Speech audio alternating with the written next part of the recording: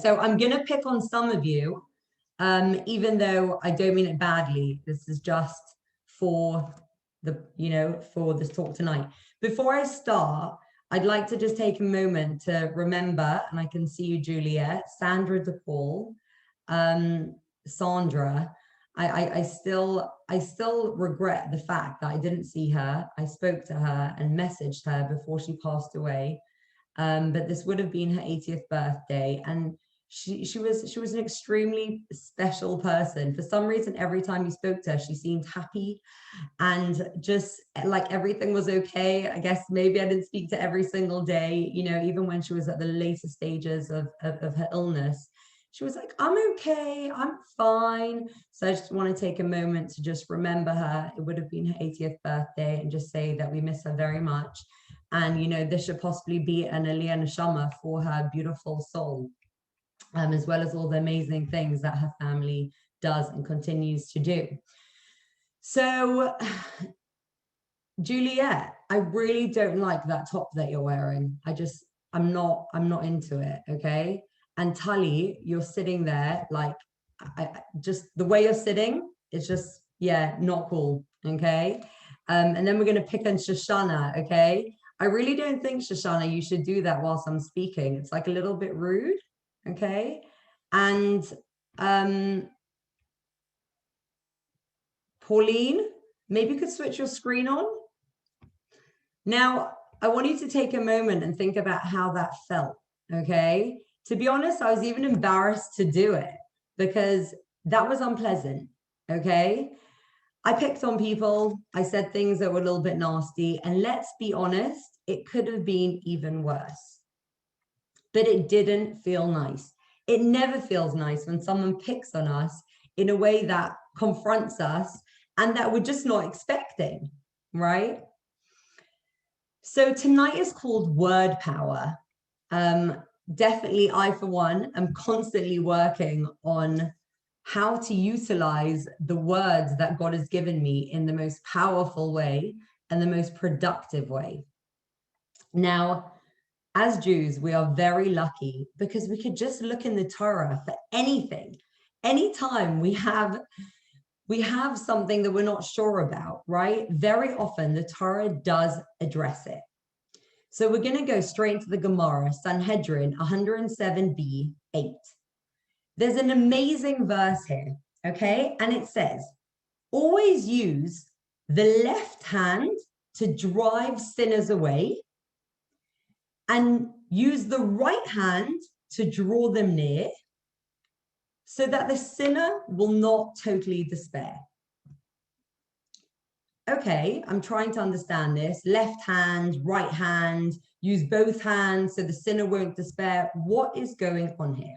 So as we know, for most people, the right hand is a stronger hand than the left hand, right? Unless you're left-handed, but more people are right-handed. So here it's coming to teach us something which is profound in any interpersonal relationship in many, many, many areas, which is when dealing with people, we need to use both the left hand and the right hand to achieve this balance that we always try to achieve in life. So what is the left hand? The left hand is the hand you use to push people away. The right hand is the one you do to draw people close. So I believe there are two C's, okay? And I'm going to introduce you to the two C's, the two basic C's of interpersonal relationships. They're on either end of the spectrum, like the left and the right hand are. The one is the C of compliments. The second one is the C of criticism. Lovely.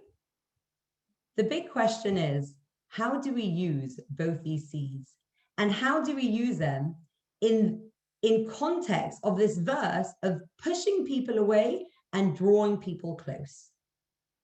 So like I was saying, in life, there's this amazing thing called balance, which I think many of us are trying to achieve in lots of different areas, okay? But definitely with our words, which are so powerful, there are two ends of the spectrum.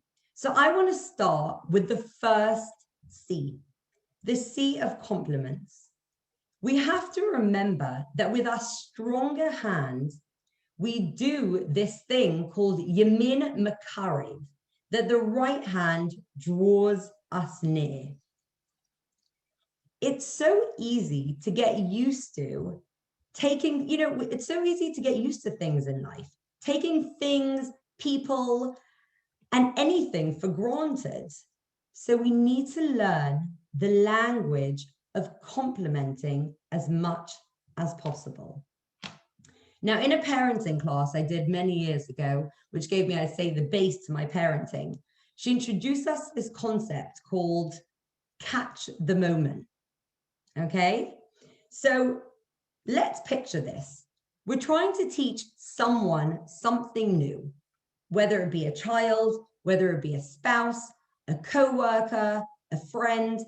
We see that they are doing something, that they are behaving in a way that we feel is maybe inappropriate or that they should be doing in a better way. So we teach them, or we tell them what we want of them. And then there are two ways to deal with those people and how to encourage them, or how to get them, more importantly, to do what we'd like from them. Okay? The one, which I'd say is more human, is that every time they do the action, they act in a way that we don't like, that we feel is not correct, inappropriate, etc., we point it out. Okay? Stop chewing your food like that. I told you not to do that, right? Why can't you speak more slowly? Whatever it is that we're trying to teach the person, we point out what they're doing wrong. Look, you're doing it again. Okay, that's a more natural way that I'd say many of us, maybe I, try to educate people. But let's look at this concept called catch the moment. This is where we use this first C, which is the art of complimenting.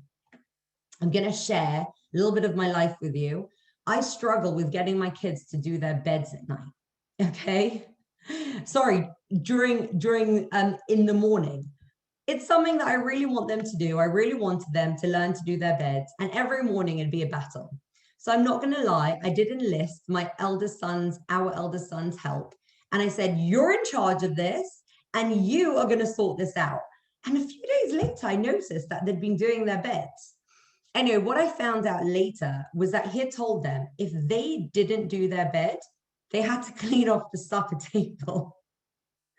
So that worked, even though his threat was better than mine. But this is where I came in, and it was so exciting for me because suddenly I could empower them. And I walked into their room and I said, oh my goodness, guys, you did your bed. How amazing are you? And then come back at night, during whatever, after school, and I'd say, guys, look, you did your bed again. I'm so proud of you. That's unbelievable. And then, yes, they forgot a day or two and they had to clean the supper table. I wasn't even in charge of that consequence, which was the best part. Everyone's like, you're cleaning the supper table off tonight. And he's like, no, I did it. I promise someone messed it up. No, you didn't do it. But the concept is that I had the ability, as soon as they did their bed just once, they just needed to do it once, I could come in and compliment them. And what you can do is you basically empower the person. Now, believe it or not, they have been doing their beds. I'm not sure, let's be honest, if it's the compliments or if it's the fear of having to clean off the supper table. But the fact is it's definitely a little bit of both. Okay? We need to train our language to be one of complimenting. It's such a powerful seed. And it's so easy, and I know this for myself, to point out what our spouse, what our friends, what our children, what our mothers, what anyone is doing wrong, is not doing the way that we want. It's so much harder to say thank you, to compliment someone for the things that they're doing, whether it be the normal things that they're meant to be doing. But the fact is, once you do that, you empower people. Okay?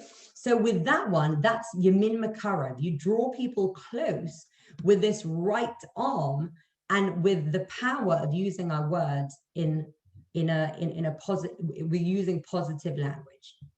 So now for the second C. Now, if I'm not mistaken, most of us prefer to give than to receive criticism, okay? It always is easier to give it than to receive it, okay? I saw something beautiful. There is a big difference between lashing out with insensitive criticism and admonishing with respect and love. So I want to reframe what criticism is. True criticism doesn't mean you're no good. It's not about putting people down. It means you're so good, I believe you can be even better. And this is a tone that we should give and accept criticism. Now, how do we do this? Again, I looked in the Torah. I haven't got a scroll here, by the way, but you can look it up, okay? In Vayikra, in the Parsha Vayikra, chapter 19, verse 16 to 18, there are a few verses. And this text, I want to look at this text for a little bit, because this tells us so much about this second C, okay? So the first one goes like this. Lo selech rachil ba'amecha, do not gossip among your people. Lo ta'amod al dam re'echa, do not stand on the blood of your fellow Jew. Ani Hashem, I'm Hashem. So what are we learning from here? Do not gossip. And what does it mean to do not stand by the blood of your fellow Jew? It's quite, don't really understand what that means. It means do not watch a person suffer. Okay, stand on their blood, watch them suffering and just kind of stand by. So the first verse is telling us two things. Don't gossip and don't watch someone suffer. Let's go on to the next verse. Lo sisna es achicha bilvavecha. Do not hate your brother, friend, loosely translated, in your heart. Hocheach tochiach et amitecha. Rebuke your friend. Velo sisa alav chet. But do not sin because of it. Okay, so let's look at verse number 2. Don't hate other people. Don't hate your friend, your brother. Then it's telling us, rebuke your friend, but do not sin because of it. So let's try to understand that. What is the next verse? Lo tikam velotitar. You shall not take revenge or bear a grudge. Es b'nei amecha, on one of your people.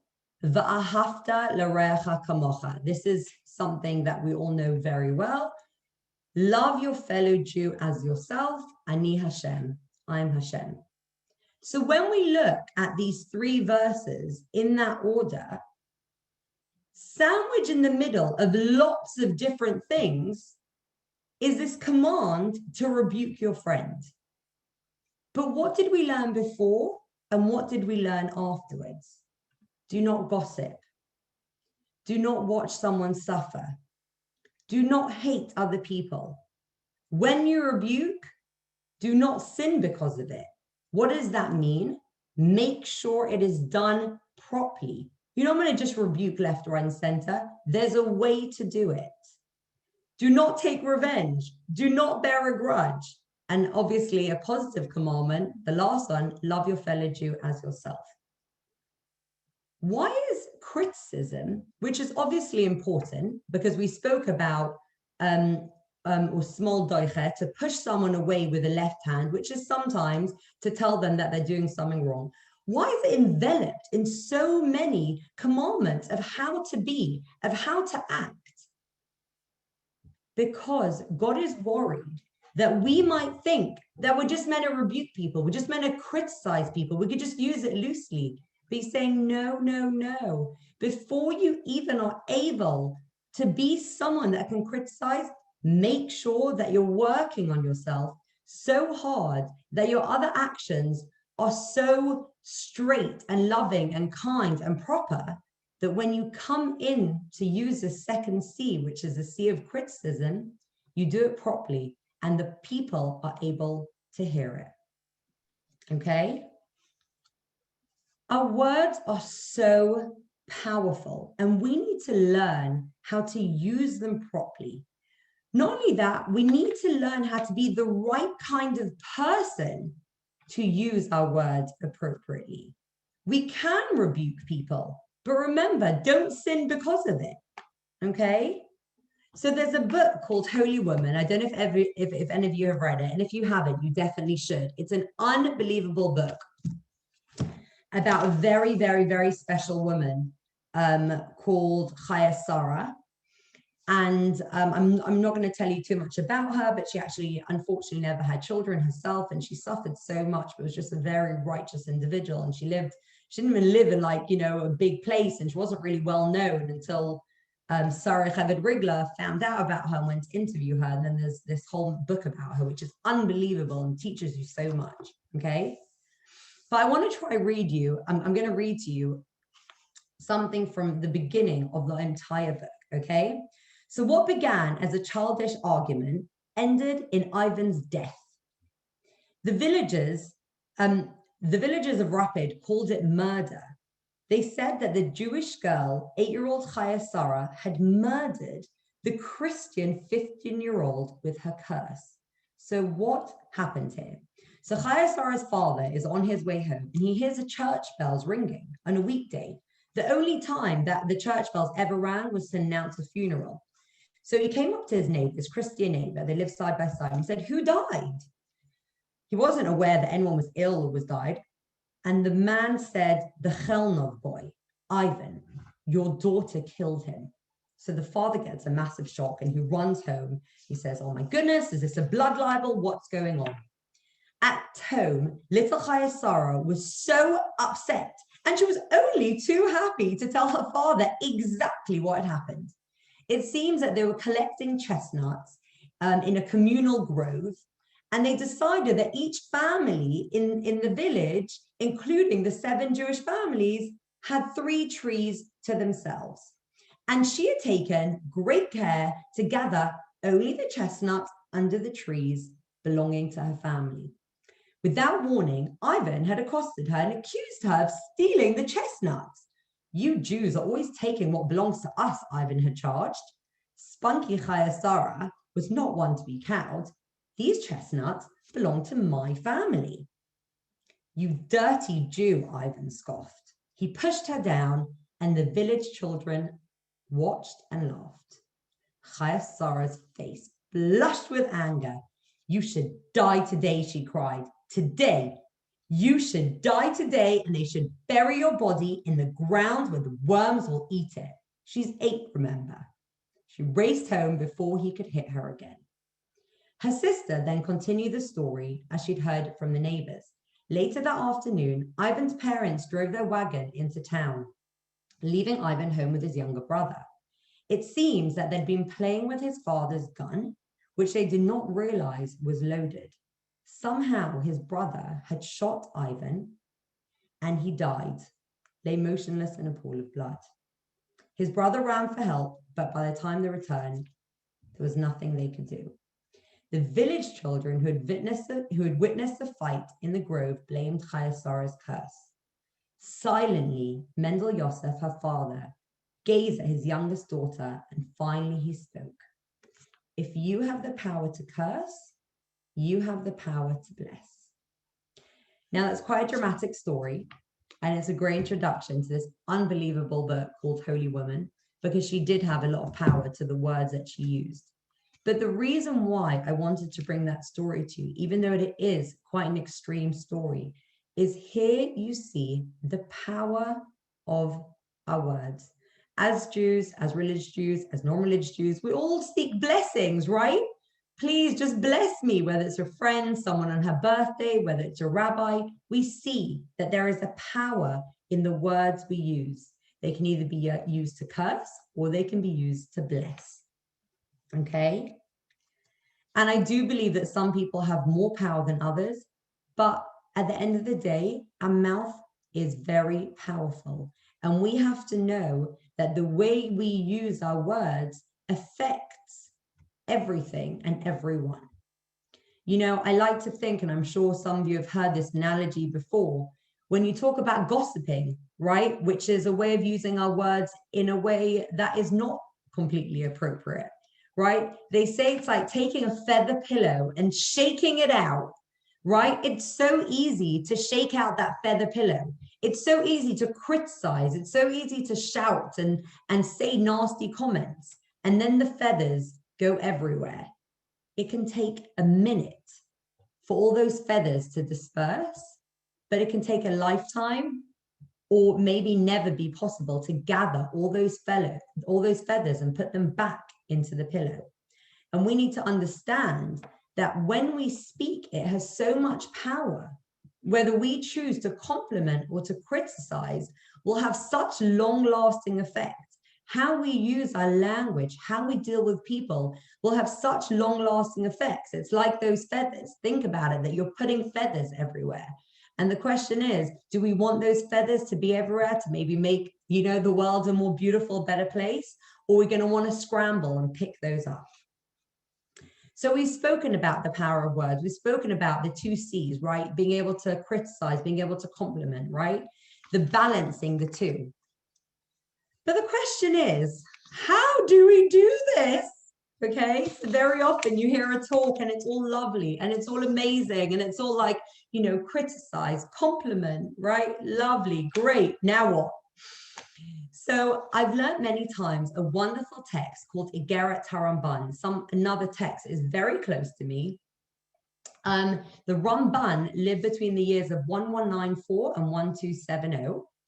And he wrote this text about self-refinement to his son. Okay, it's an unbelievable text that teaches you literally about self-refinement. Okay, but one of the first verses is this: Titnaheg tamid ledaber kol devarecha benachat. Try your hardest to speak pleasant words all the time. L'chal adam uv'chol et. To every person, all the time. Uvazeh, and this, tinatzal min hakaas.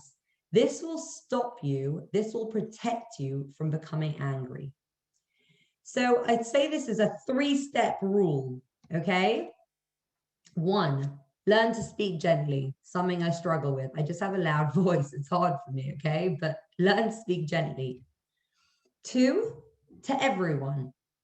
We know that it's much easier, you know, it's called the work voice. You could be screaming and shouting and criticizing, but someone calls for work and you say, hello, how can I help you? Sure, no problem. Let me get back to you, right?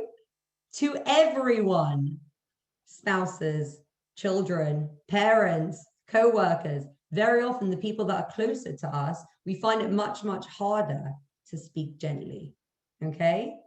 And the third one is all the time. The more we're able to lower our voices, the more we're able to, and I'd say there's something about gentle speech when you meet people who have like a way of speaking gently, you know, it's like almost like calming just to listen to them.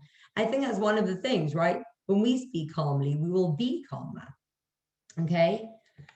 So 3 steps: learn to speak gently to everyone and all the time. Now, the Talmud teaches us a rebuke should not be given when a parent is angry. Again, going back to Vayikra, this is in the Gemara, right? Do not rebuke anyone when you're angry. And I heard an unbelievable story about a rabbi in a Jewish day school who had what he called his discipline jacket, okay? When he needed to discipline his class, he would go to a closet and he would take off his regular jacket and he'd put his discipline jacket on. And he explained that the time it took to go through this routine was usually enough time to cool down a little and think about how he could phrase correctly what he wanted to say to the class. Okay? Imagine the lesson that the children learned from him, not speaking in the heat of the moment. And even more so, how by the time he'd gone, switched his jackets, thought of how to give across what he wanted to give to them, right? Yamin Makarev, small doicha, to push them away, to sometimes we need to criticize, right? Imagine how he was able to phrase that in the most pleasant way, and how at the end of the day, how much more impact that had. And I might have said this in other talks, but I'm going to use it in a slightly different context. But, you know, it's the same, that the word silent, silent, when you rearrange the letters, it spells out listen, listen. Sometimes we need to just go and be silent ourselves. Think about how we want to phrase what we want to say. Think about if we should be saying what we want to say. And then other people will be able to listen. Other people will be able to actually hear what we are giving over to them. Okay? So sometimes we feel, especially myself, that we'd like to give someone a piece of our minds. We'd like to tell them straight away exactly what we think of them.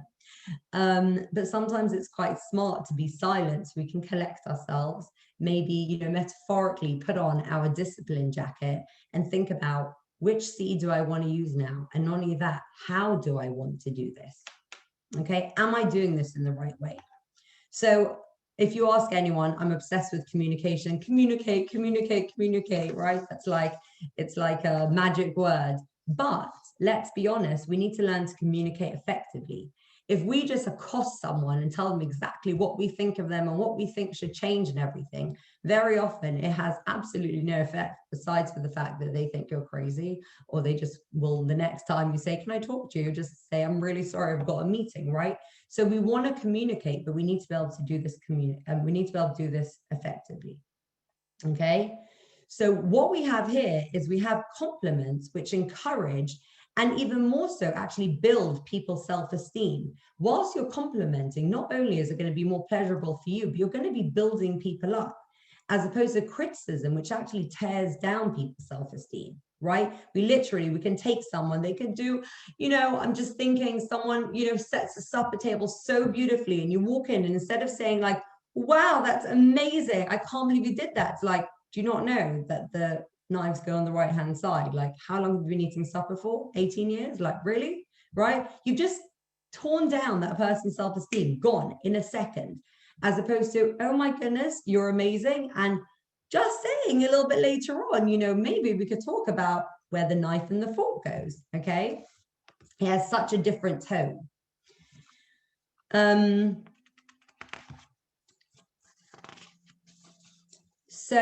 So again, going into interpersonal relationships, right? When we want something from someone, there's going to be different ways that we can go about it, and we need to be able to choose the right way to do it. Okay.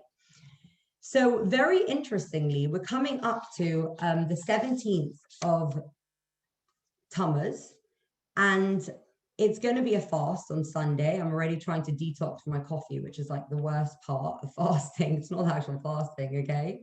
Don't know if anyone else is with me. Now, what is the 17th of Tammuz?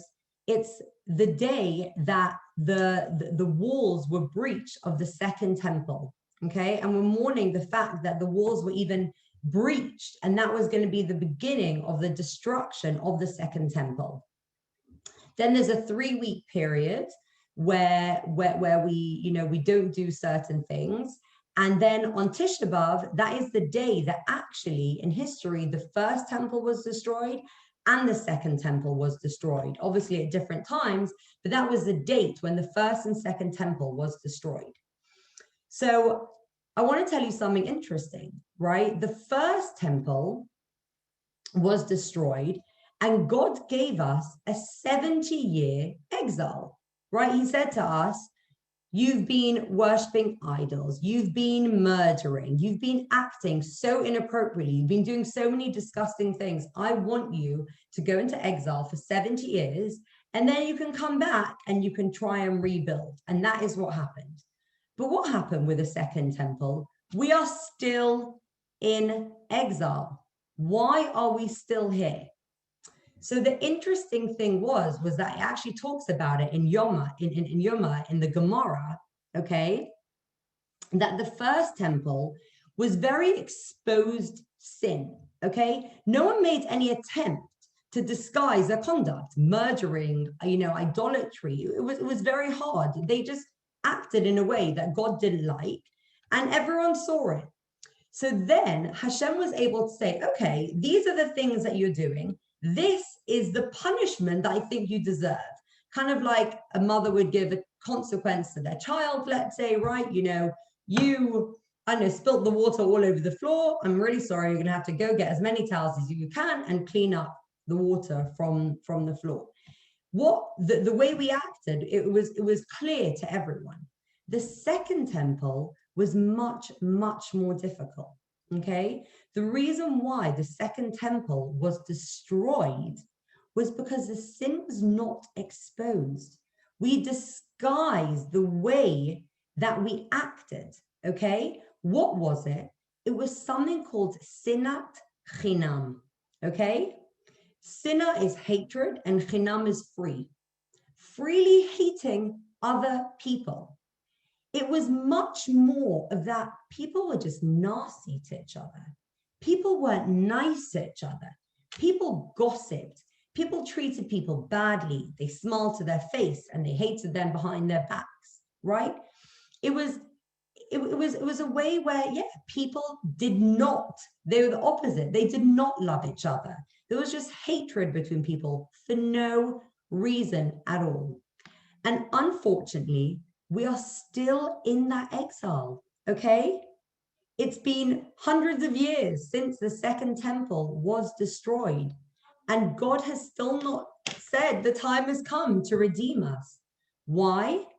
Because I know it's because we haven't worked enough on this element of treating each other appropriately. We haven't worked enough on our interpersonal relationships. And I'm not going to, take sides on how people dealt with COVID and everything. But as all I know is at one point, I couldn't bear the way people were talking about other people and how they were or weren't, kind of keeping COVID rules more than I was scared to even quarantine, like more than I was even scared to isolate. It was like, guys, enough. Yes, there are some things that are maybe legitimately wrong, but like it's becoming a battle between people. Like women are becoming closer together. This is a pandemic where we're being pulled apart, and really we're meant to be trying to work to come closer to other people. So we are still in the exile of the second temple because of this sinat chinam, because of this hatred for others. And unfortunately, we don't really see any end in sight.